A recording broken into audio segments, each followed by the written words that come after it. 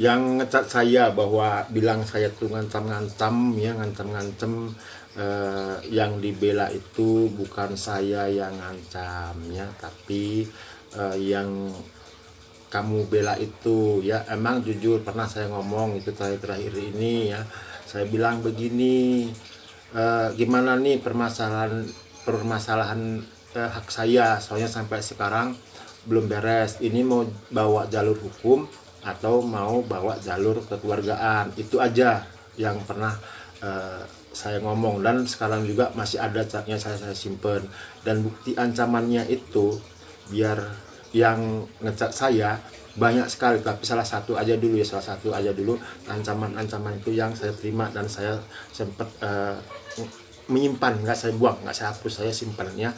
Boleh dengar. Hanya udah diem. Kamu pengen motor ini balik ke kau kan? Cuman ini motor yang apa? Cuman ini yang kau harapkan motormu balik. Aku balikin.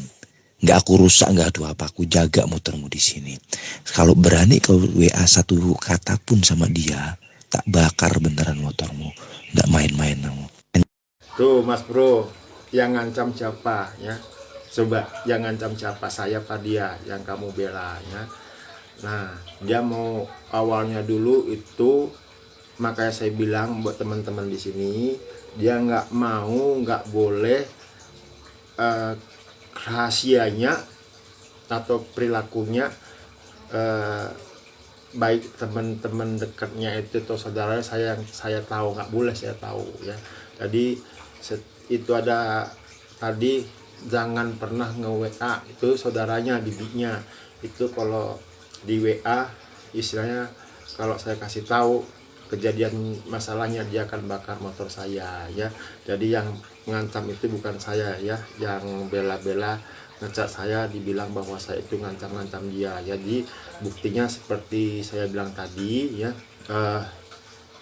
saya nanya ya, permasalahannya mau bawa jalur hukum atau jalur kekeluargaan. Kalau jalan hukum itu udah kena pasal verbal namanya. Kalau saya tanya-tanya saudara saya ya, jangan kira saya di sini orang kecil, enggak, saya bukan orang kecil ya, saya aja yang kayak gini, tapi saudara saya banyak. Namanya kalau orang Medan itu persatuannya kuat, tapi kalau salah satu dijolomin gini, kalau saya masih bisa bawa secara kekeluargaan saya bawa ya, tapi kalau udah nggak kuat lagi, nggak mau lagi ya, ini rencana juga mau ke sana ya, bukan biaya kecil ya, biayanya setidaknya 2 juta ya. Kalau seandainya emang orang baik niatnya mengembalikan, kenapa dari awal nggak dikembalikan secara baik-baik? Setelah kejadian kayak gini merembet semuanya, jadi bukan salah saya, begitu ceritanya. Jadi permasalahan ini aku pernah bertanya sama dia ya, saya menyesal, kan ada kemarin menyesalnya. Saya bilang, ini kan yang membuat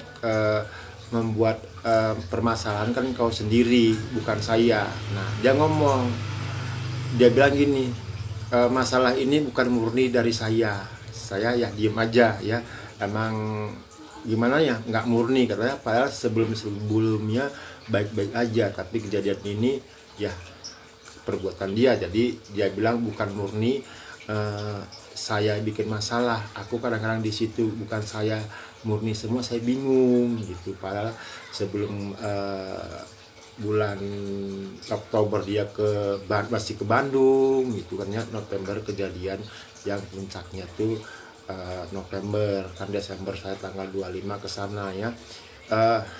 Tahun 2022 lah saya merayakan istilahnya hari kebesaran agama saya, dalam gimana ya, pas saya tanggal 25 di sana, 25 Desember pagi ya.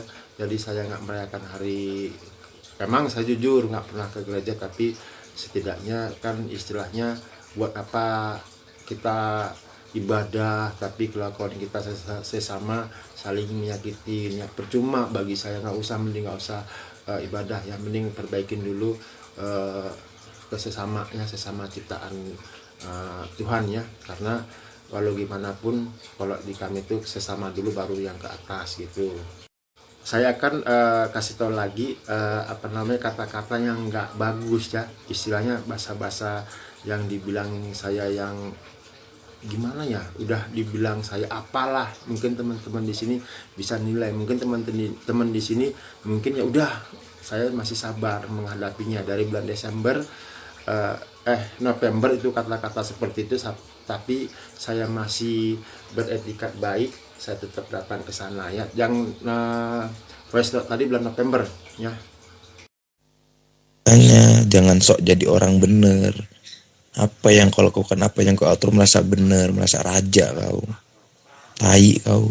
Makanya jangan sok jadi orang bener. Apa yang kau lakukan, apa yang kau atur merasa bener, merasa raja kau. Nah, di situ bilangin jangan sok bener, jangan sok kayak raja, dibilang saya apalah itu ya. Yang kayak raja kan bukan saya ya. Kalau seandainya dialah sebaliknya ya, itu saya bilang tadi mungkin sebagian teman-teman di sini apa yang dibilang ke teman-teman itu bukan sebenarnya, jadi memutarbalikkan. Tadi katanya kau jangan sok bener jadi raja ya. Di sini kan yang ngasih makan kan saya ya, yang kerja saya, yang cari makan saya ya kan ya, sementara dia nggak ngapa-ngapain. Nah coba dah teman-teman di sini ada, misalnya ada teman-teman datang ke rumah kita ya kan ya, dia sok dilayanin, sementara kita yang ngasih makan, kita yang cari untuk makan. Coba pikir buat teman-teman di sini, siapa yang merasa sok raja, sementara saya kerja sampai di rumah juga ngerjain sesuatu. Coba ada yang kuat nggak seperti itu? Tapi saya sabar ya selama kurang lebih 5 tahun sama dia. Jadi untuk membuktikan ya, saya bukannya sok benar atau gimana, bukan istilah saya merasa paling benar ya, tapi kebenarannya bisa dibuktikan gitu, bisa dibuktikan. Walaupun istilahnya sekali-sekali teman-teman di sini atau orang Bandung sekalian,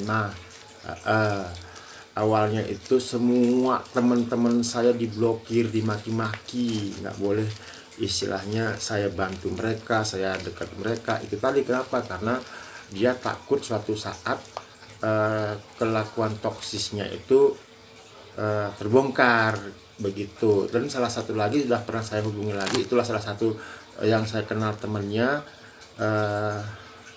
dia dari Papua tapi tinggal di Bali. Itu pun udah saya tanya emang seperti itu. Jadi kalau awalnya, kalau bagi teman-teman di sini mah, kalau dia deket gimana ya, aku bingung asli. Emang dia cari teman gampang, tapi cari teman dia gampang karena itu tadi kelakuannya itu awalnya bagus, tapi itu sebuah istilahnya untuk menopang gimana ya, untuk gimana ya, aku nggak bingung ngomongnya nggak lama, jadi sesaat doang dia sukanya, sesaat udah gitu. Apalagi ya, dia bosanan, dia ngomong sama saya, makanya cari teman yang banyak. Nah saya pikir selama di Bandung ini temannya mana aja gitu, selama di Bandung 5 tahun temannya itu saya bisa dihitung dengan jarinya. Sementara di kawasan tempat kami berusaha ya, di sekitar tempat kami yang punya usaha itu ya, punya saya lah, bilangnya itu punya saya ya, cuman di blok saya aja yang tahu, yang kenal. Itu pun istilahnya kira-kira berapa kios gitu, tapi kalau udah ke depan ke kiri itu nggak tahu.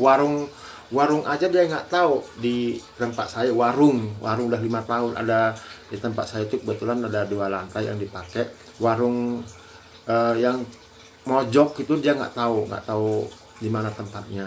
Jadi katanya cari teman itu ya mungkin teman-teman ajalah tahu. Mungkin kalau dunia maya bisalah ya kan ya, karena nggak ketemu. Tapi kalau teman untuk bertemu itu kan, itu di Bandung ini nggak ada ya, nggak ada. Baik pun di kampungnya udah saya tahu semua, jadi semua saya udah tahu. Jadi buat teman-teman di sini, sekali lagi nanti saya akan bikin di sini catatan saya sama Mas itu yang bilang saya itu bahwa saya itu adalah mengancam dia. Oke, makasih ya.